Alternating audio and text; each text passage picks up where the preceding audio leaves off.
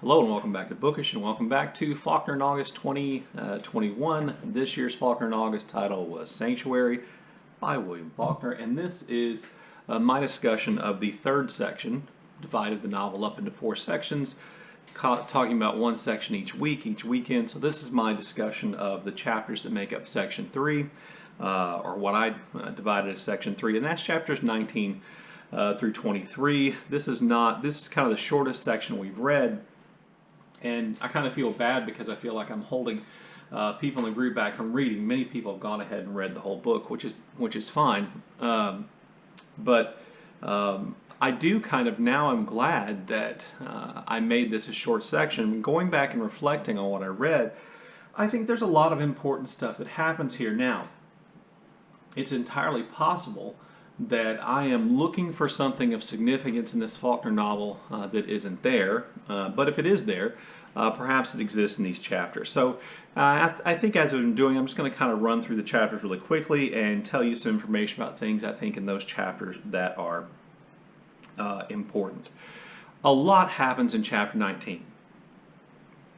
I kind of accidentally talked about chapter 19 last time, and I didn't say very much, but a lot happens in chapter 19. Chapter 19 is the chapter in which Horace Benbow, our hero, if our book has one, perhaps, starts looking for Temple Drake. He becomes worried about her. He is motivated to find her, perhaps as a lawyer for Lee Goodwin, who's been accused of the murder of Tommy, perhaps because he thinks finding Temple will help Ruby, Lee Goodwin's common-law wife and the mother of his child, who's now is kind of in limbo, waiting to see what happens to Lee, in part out of maybe some kind of fatherly compassion and concern, in which he is conflating his own stepdaughter, I believe whose name is Little Belle, with Temple, and kind of envisioning, what is happening to Temple, happening to his stepdaughter.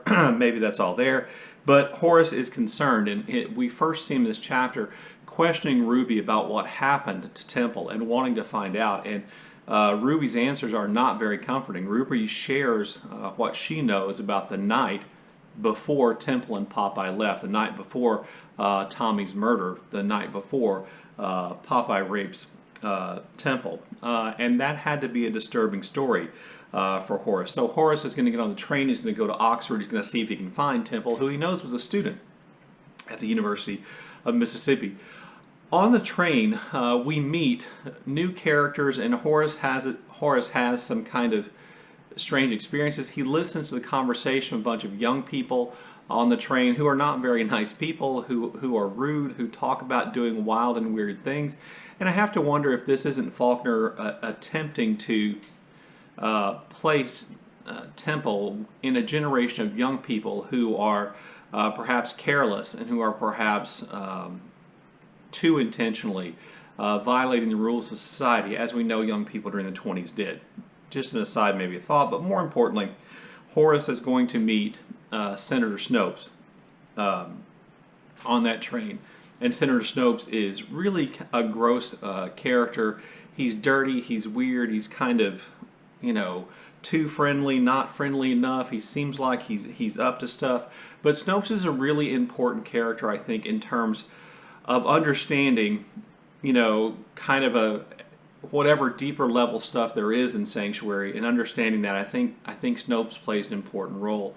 So, when Horace first meets Snopes, he's friendly, and he thinks, oh well, Snopes is a state senator, I can talk to him, he's friendly, he's normal, and we find out from Snopes, and well, Horace finds out when he goes to the University of Oxford that Temple has left school, that she quit school. He finds out from a clerk, and then on the train he meets Snopes, and he finds out from Snopes that the story is that Temple ran away, perhaps with some man, and perhaps she was involved in some kind of companionate marriage, and now the story is that her dad has sent her off to Michigan somewhere. This is really interesting. This idea that Snopes has, this rumor that Snopes has, that Temple ran away and got involved with some man in some kind of companionate marriage. That would be a common law marriage, and I'll remind you that Ruby is Lee Goodwin's common law wife. I've been thinking about, and I think one of the most obvious things in the book, if in terms of depth, is the comparison of Ruby to Temple. You know, is Temple on her way to becoming what Ruby is? Well, according to the senator's story, she seems to be kind of repeating the pattern that got Ruby into trouble. Seems to be what the path Temple's on. Notice that Senator Snopes' story does not contain any story about her being kidnapped, being the victim of violence, any of that. It's that voluntarily she ran away, which we know isn't true. And then on to chapter 20. Chapter 20 is where we get a picture of what Jefferson society is like. And we see that the good women of Jefferson, when Horace gets back to town from this trip to Oxford, we see that the good women of Jefferson have essentially run Ruby out of the hotel. They chase her from the hotel because she, you know, isn't the kind of woman they want hanging around in their town, any kind of respectable place where they might go. And so she has to spend the night in jail. And Horace goes to visit her there, and we kind of hear this whole story. Notice that because Ruby is a unmarried woman with a child, that she is looked down on by the Society of Jefferson. The women of Jefferson won't be around her. They feel like essentially that she's unclean and she needs to be moved aside. Keep in mind that what I just told you about Senator Snopes' story about Temple, that there is this kind of connection there between their stories. Horace finds out that one of the ringleaders of this whole thing is his sister Narcissa, that she's been one of the people who wants to get Ruby out of town.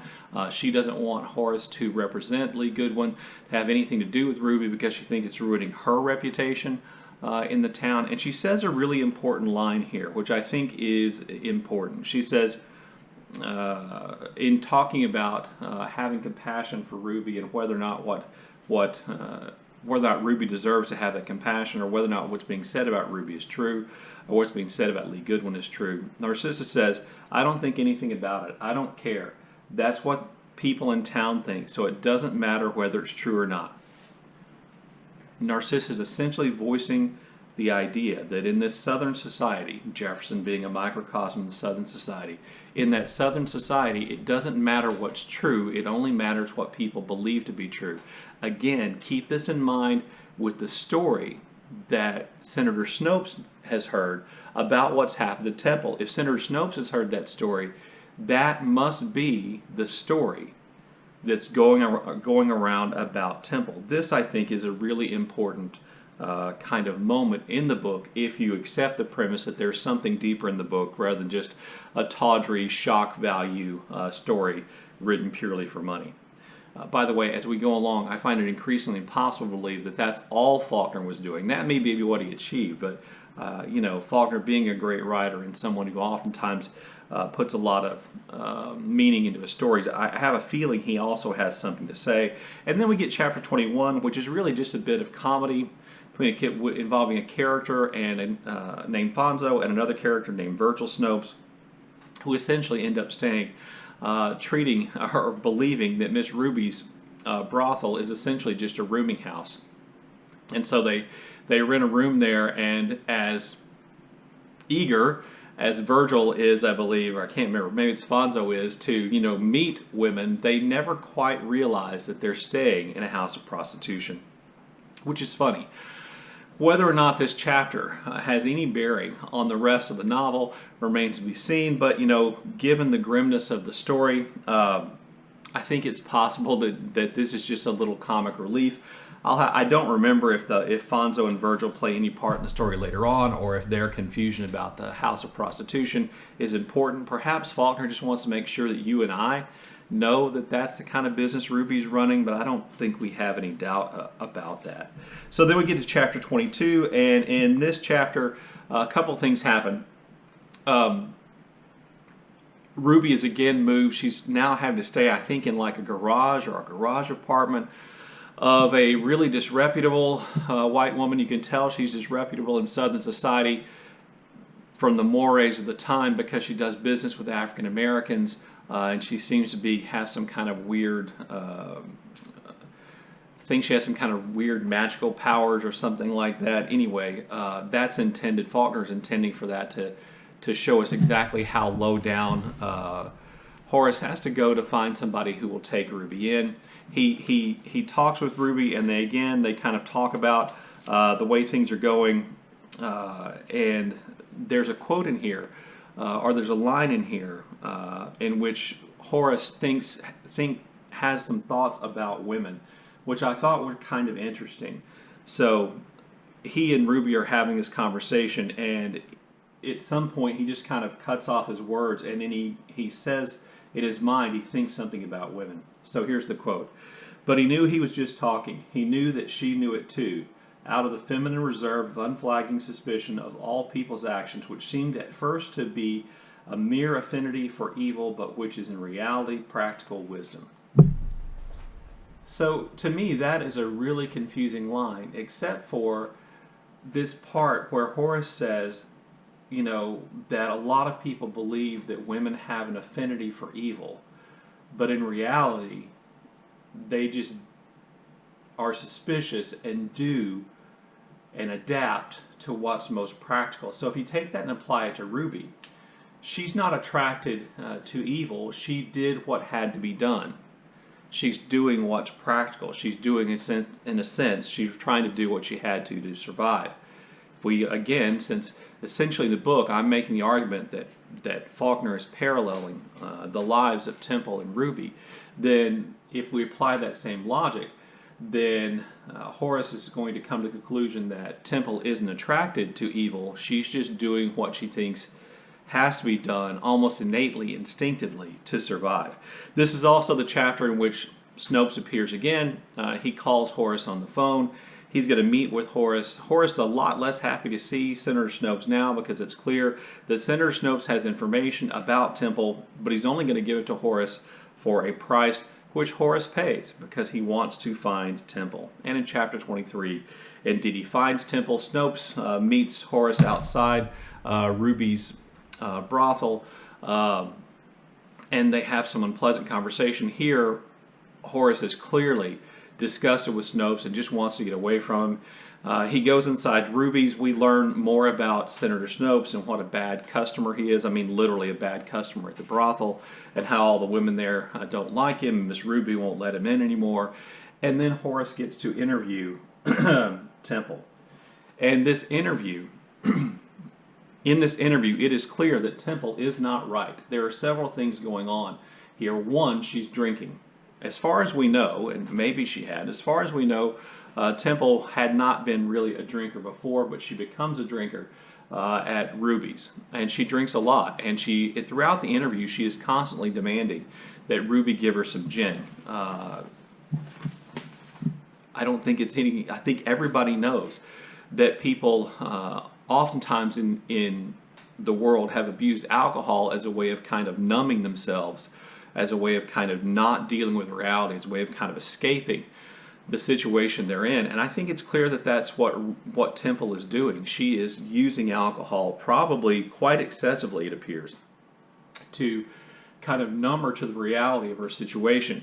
The reality of her situation in two ways. Number one, the reality of her situation in the sense that she is, in fact, more or less a prisoner of Popeye, as far as we know, in Miss Ruby's brothel, and that he is continuing to molest her in a sexual way while there. That would be a reality to be numbed against, to have this terrifying evil person imprison you and sexually assault you over and over again. That would take some numbing. But also remember what happened in the last section, where Temple is at Ruby's and she's laying in bed and she's remembering her life before all this took place. Going to the dances, having lots of dates, being socially acceptable, maybe regretting some of the things that she's done, but it is clear that she is remembering a life that she no longer believes that she has. She no longer believes that she has that life. She knows innately that she will never be able to go back to that life, that the society of which she was a part will judge her and never allow her to have that life again. Again, notice the parallel between Temple's story and Ruby's story. And if we take that thing Horace said, You can look at Temple's behavior here, and I think moving forward in the book, does she have an affinity for evil? Is she drawn to evil, or is she just doing what is practical, what she has to do, or what she believes she has to do to survive, whether that ends up being true or not? I think that's interesting. I also think it's interesting that Temple is clearly blocking her memories of being raped and of everything that happened after the night before Tommy's murder and after the night before she was raped by Popeye, and kind of fixating on that night. So as a reminder, that night she is in a room in the mansion. Gowing gets beaten up, and they put him in there in the bed with her, and it's a bed made of corn husks. That's what the shucks are, and she knows she is in danger of being sexually assaulted. She can hear the men outside breathing and talking. There was that strange section in earlier chapters where she takes off her dress and she puts on these coats, and I think we see why she does that. In this situation, Temple begins to imagine that and wish and hope and pray that she's anything other than she is. First, she essentially prays or tries to will herself into being a boy. Why does she want to be a boy in that moment? Because she knows she's in danger of being raped, and if she's a boy, she won't be raped. When that doesn't work, we see her imagining herself when Popeye comes in and is molesting her anyway. She imagined that she's dead, because if she's dead, she'll be left alone.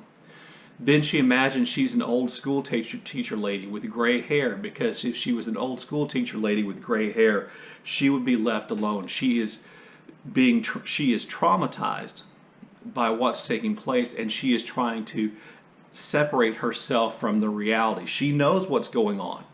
The crinkling of the corn husk, the shucks in the mattress remind her. She can hear it. She knows what's happening. She can feel it. She feels anger about what's happening, so that at least in her mind she is calling Popeye a coward for not actually raping her at that moment, to just go ahead and get over with, because what's happening is torture, mental, physical torture, and that's what we see happening here.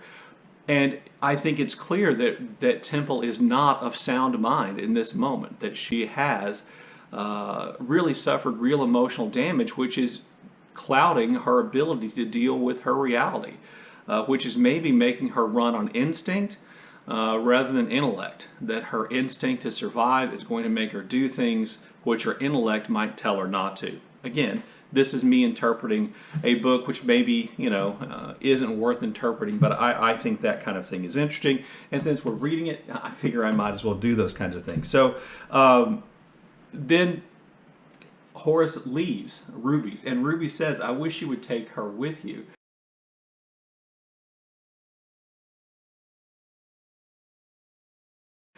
And Horace doesn't. He doesn't take her. And as he's leaving, he essentially says in his mind, or essentially thinks, it would be better if she were dead.